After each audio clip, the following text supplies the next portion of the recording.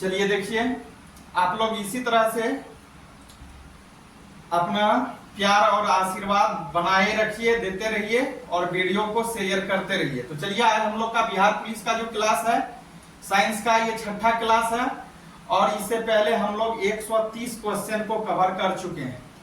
आज हम लोग 131 से स्टार्ट करेंगे। तो चलिए, आप लोग बिना लेट किए हुए देखिए और वीडियो को शेयर और लाइक जरूर कीजिए। चलिए देखिए, नेक्स्ट देखिए 132। जब कोई वस्तु ऊपर से गिराई जाती है, कोई वस्तु है, उस वस्तु को ये मार्कर है, ये कलम है, इसको ऊपर से गिराए। जब कोई वस्तु कह रहा है, जब कोई वस्तु ऊपर से गिराई जाती है तो उसका भार क्या होता है। सपोज कीजिए यहाँ कोई वस्तु है, ये नीचे की ओर गिर रहा है, तो उस समय कहता है उसका भार क्या होगा, परिवर्तनशील होगा।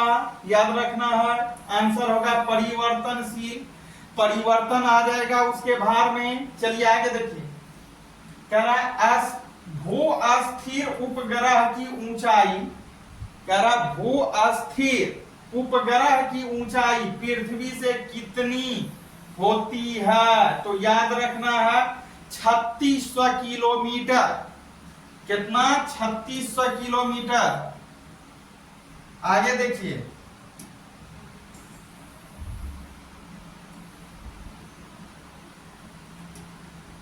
आगे हम लोग का क्वेश्चन है, कह रहा है दो गेंदे जिनका भार अलग अलग है। कह रहा दो गेंदे जिनका भार अलग अलग है। सपोज कीजिए एक गेंद ये है और दूसरा गेंद ये है, इन दोनों का भार अलग अलग है। अगर इसका 10 केजी है, इसका 5 केजी है, तो कह रहा है दो गेंदे जिनका भार अलग अलग है को एक मीनार से गिराई जाती है। एक मीनार से, एक ऊंचे टावर से गिराई जाती है। वो धरती पर कब पहुंचेगी? धरती पर कब पहुंचेगी? दोनों एक साथ पहुंचेगी। याद रखना है, कब पहुंचेगी? दोनों एक ही साथ पहुंचेगी, चाहे 10 केजी का हो कि 4 केजी का हो। चलिए आगे देखिए, किसी वस्तु का भार अधिकतम कहां होता है। बहुत अच्छा क्वेश्चन है, कई बार पूछा गया है। अगर कोई भी वस्तु है, उस वस्तु का भार कहता है कहां होगा। अधिकतम पूछ रहा, भार होगा, लेकिन अधिकतम भार कहां होगा। फिर से क्वेश्चन देखिए एक बार, कह रहा किसी वस्तु का भार अधिकतम कहां होगा। तो निर्वात में होगा, याद रखना है, भूकंप में। चलिए आगे देखिए, कह रहा पृथ्वी के उपग्रह, पृथ्वी के उपग्रह का कक्षीय वेग किस पर निर्भर करता है। पृथ्वी की, याद रखना, पृथ्वी के उपग्रह का कक्षीय वेग कह रहा है कहां पर निर्भर करता है। तो कक्षा की त्रिज्या पर। याद रखना, करेक्ट आंसर जो होगा कक्षा की त्रिज्या पर।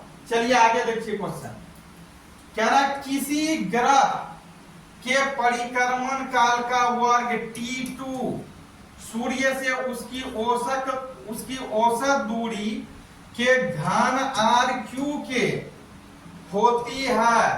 अनुक्रमानुपाती होती है। याद रखना, क्या होता है? अनुक्रमानुपाती, अर्थात T² समानुपाती RQ। चलिए आगे देखिए क्वेश्चन,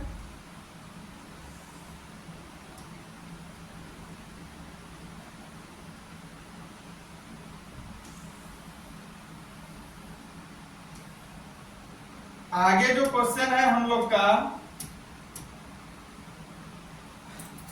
कह रहा किसी सतह के एकांक क्षेत्रफल पर क्रियाशील बल को कहते हैं। किसी सतह के एकांक क्षेत्र पर लगने वाले क्रियाशील बल को दाब कहते हैं। आपको याद होगा, उसी को थोड़ा सा घुमाया। कह रहा किसी सतह के एकांक क्षेत्रफल पर क्रियाशील बल को कहते हैं। किसी सतह के एकांक क्षेत्रफल पर लगने वाले बल जो होता है वो क्या होता है? क्रियाशील बल, दाब कहलाता है। याद रखना है, दाब, जिसको हम प्रेशर बोलते हैं अंग्रेजी में। और दाब बराबर सूत्र होता है प्रेशर बराबर क्या होता है, फोर्स बाय एरिया, याद रखना। चलिए आगे देखिए, कहता है दाब किस पर निर्भर करता है, दाब किस पर निर्भर करता है, तो याद रखना है दाब जो निर्भर करता है वह बल और क्षेत्रफल दोनों पर, याद रखना है। दाब पूछेगा किस पर निर्भर करता है, तो बल और क्षेत्रफल दोनों पर निर्भर करता है, याद रखना। चलिए आगे देखिए, आगे क्वेश्चन है, दाब एक अदिश राशि है जिसका एसआई मात्रक क्या होता है। कह रहा दाब एक अदिश राशि है, वास्तव में सही है, दाब अदिश राशि है और जिसका एसआई मात्रक क्या होता है, जिसका का अर्थ क्या हुआ, दाब का एसआई मात्रक क्या होता है, तो दाब का एसआई मात्रक क्या होता है, पास्कल, याद रखना है पास्कल, या न्यूटन मीटर स्क्वायर बोल लीजिए या पास्कल बोल लीजिए। चलिए आगे देखिए,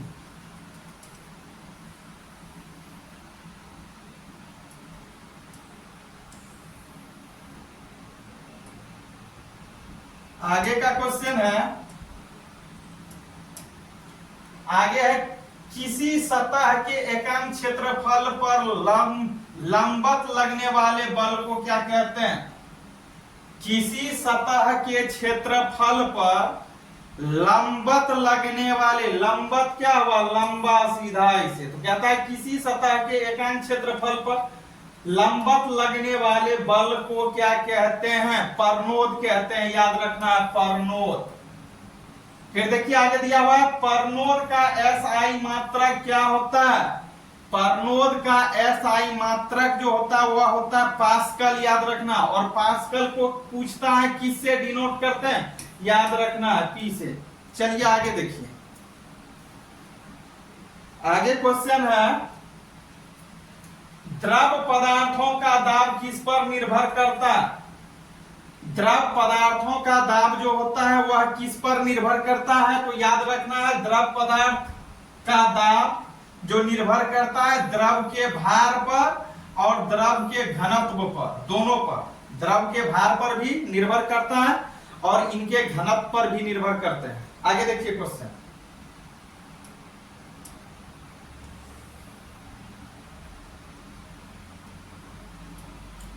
आगे क्वेश्चन दिया हुआ है, गहराई बढ़ने पर दाब, द्रव, गहराई बढ़ने पर द्रव का दाब क्या प्रभाव पड़ता है। कह रहा है गहराई बढ़ने पर द्रव का दाब पर क्या प्रभाव पड़ता है। जब गहराई बढ़ जाता है तो द्रव के का दाब पर क्या प्रभाव पड़ता है, तो ये बढ़ता है उस समय, याद रखना क्या होता है, बढ़ता है। आगे देखिए, कहता है द्रव का घनत्व जितना अधिक होगा उसका दाब किसी गहराई पर उतना ही क्या होगा, कम नहीं होके क्या होगा, याद रखना है अधिक हो जाएगा।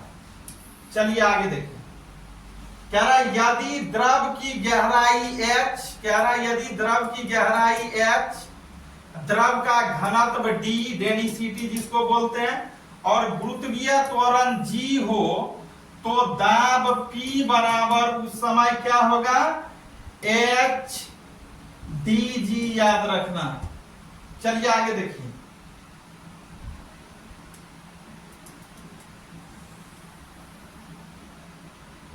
आगे क्वेश्चन है,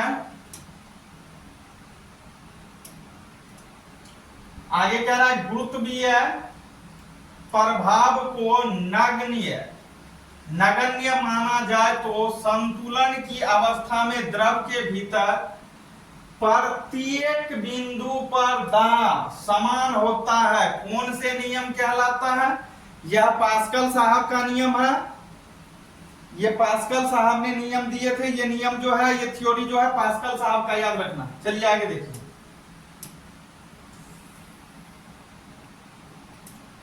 आगे क्वेश्चन है, किसी बर्तन में बंद द्रव के, कह रहा है किसी बर्तन में बंद द्रव के किसी भाग पर बल आरोपित किया जाए तो द्रव्य द्वारा सभी दिशाओं में समान दाब संचरण होता है। कौन सा नियम कहलाता है, तो पास्कल साहब का नियम कहलाता है। आगे देखिए, हाइड्रोक्लोरिक लिफ्ट, आगे कह रहा है हाइड्रोक्लोरिक लिफ्ट, हाइड्रोलिक, आगे कह रहा है hydraulic lift, hydraulic press, hydraulic brake की किस नियम पर आधारित यंत्र है? तो पास्कल के नियम पर आधारित यंत्र है, याद रखना। आगे देखिए, कह रहा है गर्म करने पर जिन पदार्थों का आयतन बढ़ता है, कह रहा है गर्म करने पर जिन पदार्थों का आयतन बढ़ता है, मतलब जो पदार्थ को हम गर्म करेंगे या कोई पदार्थ है जिसको हम क्या करते हैं, गर्म करते हैं, और गर्म करने पर क्या होता है, आयतन बढ़ता है, दाब बढ़ने पर उनका गलनांक पर क्या प्रभाव पड़ता है? तो वह बढ़ जाएगा, स्वाभाविक सी बात है, जैसे मोम, घी इत्यादि, याद रखना। चलिए आगे देखिए, गर्म करने पर जिन पदार्थों का आयतन घटता है, यहां था बढ़ता है और यहां आयतन घटता है, दाब बढ़ाने पर उनका गलनांक पर क्या प्रभाव पड़ेगा? तो यहां था बढ़ जाता है, तो स्वाभाविक सी बात है, ये क्या होगा आंसर, कम जाता है या घट जाता है, जैसे बर्फ हो गया। आगे देखिए, कहता है सभी द्रवों का क्वथनांक, सभी द्रवों का क्वथनांक दाब बढ़ाने पर क्या होता है, बढ़ जाता है, याद रखना आंसर बढ़ जाता है। नेक्स्ट क्वेश्चन आगे देखिए,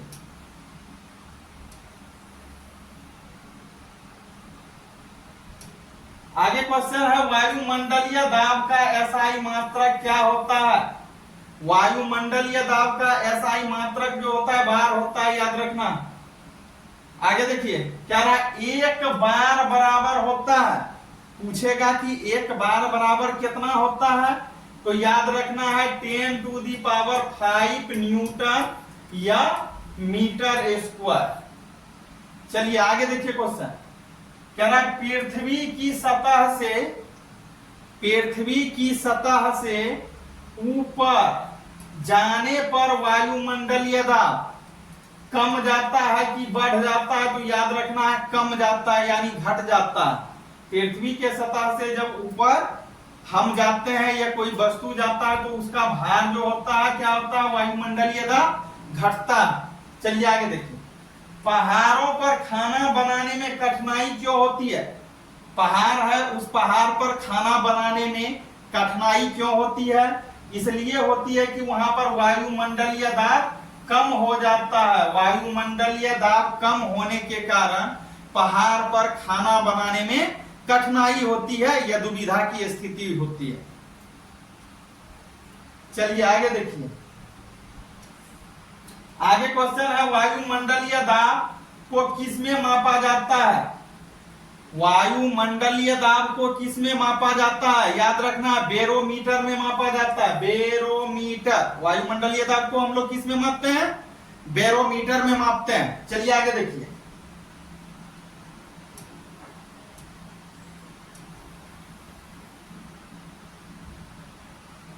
आगे क्वेश्चन है, कहता है बैरोमीटर का पाद्यांक या पाठ्यांक भी बोल सकते हैं, जब एकाएक नीचे गिरता है संभावना होती है, तो उस समय संभावनाएं जो होती है आधी तूफानी का होता है, आधी तूफान का। फिर से समझिए इसको, कहता है बैरोमीटर का पाठ्यांक होता है यहाँ, जब बैरोमीटर का पाठ्यांक जब एकाएक नीचे गिर जाता है तो उस समय संभावनाएं जो होती है किसकी, आंधी तूफान आने की संभावनाएं होती है।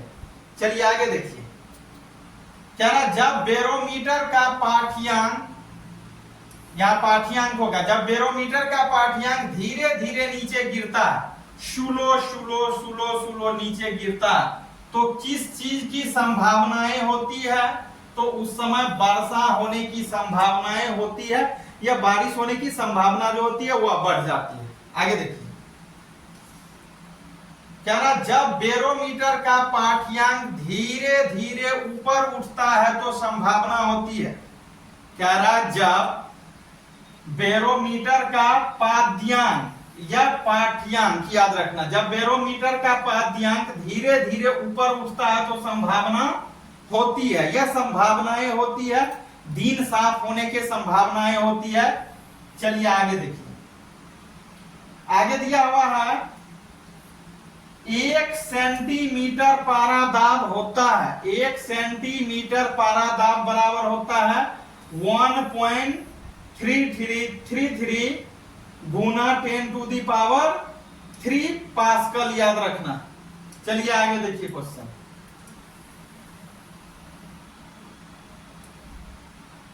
आगे दिया हुआ है प्रति 1000 फुट ऊपर जाने पर, मतलब प्रति 1000 फुट जब हम कहा जाते हैं ऊपर जाने पर वायु का दाब पारा स्तंभ का कितना कम हो जाता है, तो 1 इंच पारा स्तंभ से कम हो जाता है, याद रखना 1 इंच, 1 इंच। चलिए आगे देखिए, अगर सेंटीमीटर में रहेगा तो 2.54 सेंटीमीटर। चलिए आगे देखिए, कहता है सापेक्षिक आर्द्रता किससे मापी जाती है, या सापेक्षिक आर्द्रता को किसमें मापा जाता है, तो किसमें मापते हैं, हाईग्रोमीटर, याद रखना हाईग्रोमीटर से। आगे क्वेश्चन आपका दिया हुआ है दलदल में फंसे व्यक्ति को, कोई व्यक्ति दलदल में फंस गया है, कीचड़ में फंस गया है, तो कहता है लेट जाने की सलाह क्यों दी जाती है। कोई व्यक्ति दलदल वाले भूमि में फंस गया तो उसको लेट जाने की, मतलब उसमें सो जाने की, गरक जाने की अनुमति क्यों दी जाती है। कई बार पूछा गया क्वेश्चन, इसलिए दी जाती है क्योंकि क्षेत्रफल अधिक होने पर दाब कम हो जाता है। जब क्षेत्रफल अधिक होगा तो स्वाभाविक सी बात है कि उस समय दाब जो है वह घट जाएगा। चलिए आगे देखिए, आगे कह रहा है प्रेशर कुकर में खाना जल्दी क्यों पकता है। प्रेशर कुकर में खाना जल्दी पकने का कारण क्या है, रीजन क्या है, यही रीजन है कि क्वथनांक अधिक होने के कारण। चलिए आगे देखिए,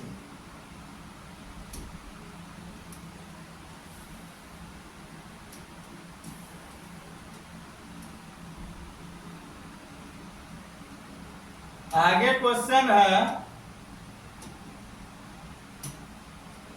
आगे क्वेश्चन दिया हुआ है दूध का घनत्व किस उपकरण से मापा जाता है। दूध का घनत्व को हम किन उपकरणों के द्वारा मापते हैं, तो लेक्टोमीटर में मापते हैं, याद रखना है लेक्टोमीटर। आगे क्वेश्चन देखिए, कह रहा है सर्वप्रथम वायुमंडलीय दाब की गणना किसने की। सर्वप्रथम वायुमंडलीय दाब की जो गणना हुई थी, या गणना जो किए थे वह वान न्यूरिक ने किया था। किसने किया था, वान न्यूरिक, याद रखना। आगे देखिए, कह रहा है निर्वात पंप की खोज किसने किया। निर्वात पंप की खोज जो किया था वह था जॉन म्यूरिक, याद रखना जॉन म्यूरिक ने निर्वात पंप का खोज किया था। आगे क्वेश्चन देखिए, कह रहा है एक गोताखोर जब जल के अंदर क्या उपयोग करता, कहता है एक गोताखोर जल के अंदर, ये जब नहीं होगा, एक गोताखोर जल के अंदर क्या उपयोग करता है, तो ऑक्सीजन और हीलियम का उपयोग करता है। गोताखोर जो होता है पानी में तैरने वाला, वह किसी का उपयोग करता है, याद रखना है पानी के अंदर ऑक्सीजन और हीलियम का मिश्रण का। चलिए आगे देखिए,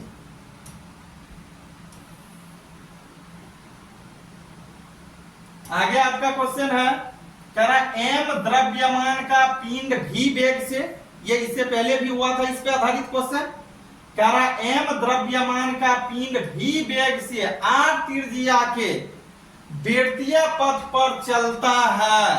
वृत्तीय पथ मतलब गोलाकार पथ पे, तो अभिकेंद्रीय या अभिकेंद्रीय होता है, यह क्या होगा, तो उस समय बल F बराबर mv² याद रखना है। F बराबर होगा F इजकल टू mv² बटे r, याद रखना है। चलिए आगे देखिए, कहता है द्रव का वह गुण, कहता है द्रव का वह गुण, द्रव क्या हो गया, दूध दही घी पानी चाहिए सब द्रव।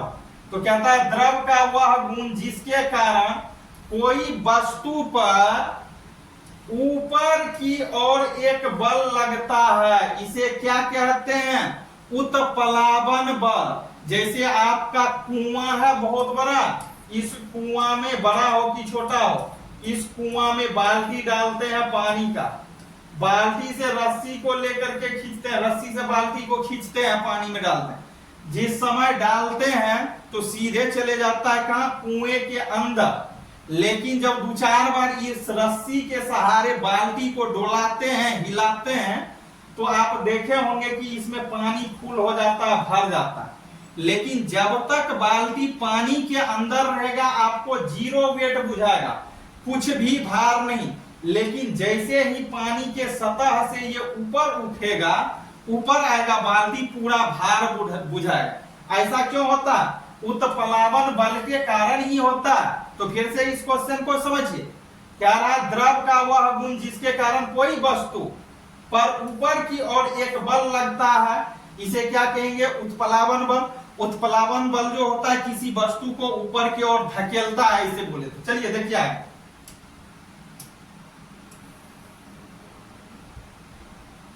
आगे क्वेश्चन है, जब किसी वस्तु को किसी द्रव्य में अंशतः या पूर्णतः डुबोया जाता है या डुबोई जाती है, तो वस्तु के भार में एक आभासी कमी आ जाती है। यह कमी वस्तु द्वारा विस्थापित द्रव के भार के बराबर होती है। यह सिद्धांत किसने दिया, तो आपको याद रखना है, जब किसी वस्तु को किसी द्रव्य पदार्थ में अंशतः या पूर्णतः डुबोया जाता है, तो उस वस्तु के भार में एक आभासी कमी आती है, जो कमी उस वस्तु के द्वारा विस्थापित किए गए द्रव के भार के बराबर होता है। ये आपको याद रखना है। तो कहता है इस नियम का खोज किसने किया, इस नियम का प्रतिपादन किसने किया, तो इस नियम का जो प्रतिपादन करने वाले वैज्ञानिक थे वह कौन थे, आर्किमिडीज साहब, याद रखना है, आर्किमिडीज। चलिए तो इसको थोड़ा सा और समझिए। कहता है आर्किमिडीज साहब का सिद्धांत, जब किसी वस्तु को किसी द्रव में, कोई वस्तु है उसको अगर ये बड़ा सा टोप है, इस टोप में किसी वस्तु को क्या करते हैं, डुबोते हैं। क्या करते हैं, डुबोते हैं इसमें। जैसे ये पत्थर है, ईंट है, किसी चीज को डुबो दिए इसमें, जैसे इसमें डुबोएंगे, जैसे इसमें इस वस्तु को डुबोएंगे, डुबाएंगे, तो ये इतना ही भार के बराबर इस जल को क्या कर देगा, ऊपर के और विस्थापित करेगा। मतलब जल जो है इस वस्तु से ऊपर उठ जाएगा। तो वही कह रहा है आर्किमिडीज साहब का सिद्धांत, जब किसी वस्तु को किसी द्रव में अंशतः या पूर्णतः डुबोई जाती है, तो उस वस्तु के भार में एक आभासी कमी आती है, जो कमी उस वस्तु के द्वारा विस्थापित किए गए द्रव के भार के बराबर होता है। तो चलिए आगे नेक्स्ट क्वेश्चन हम लोग का जो है, आगे क्वेश्चन हम लोग का है, कहता है उत्प्लावक बल किस पर निर्भर करता है, उत्प्लावक बल किस पर निर्भर करता है। तो याद रखना है, उत्प्लावक बल पिंड के आयतन एवं द्रव के घनत्व पर, पिंड के आयतन पे भी निर्भर करता है और उस पिंड के घनत्व पर भी निर्भर करता है। चलिए आगे देखिए, आगे क्या है, उत्प्लावक बल का मान किस पर निर्भर नहीं करता है, यहां था निर्भर करता, और यहां क्या रहा, उत्प्लावक बल का भार जो है, सॉरी, उत्प्लावक बल का मान किस पर निर्भर नहीं करता है, तो वस्तु की प्रकृति एवं भार पर नहीं निर्भर करती है। याद रखना है, वस्तु की प्रकृति एवं उनके भार पर। चलिए आगे देखिए,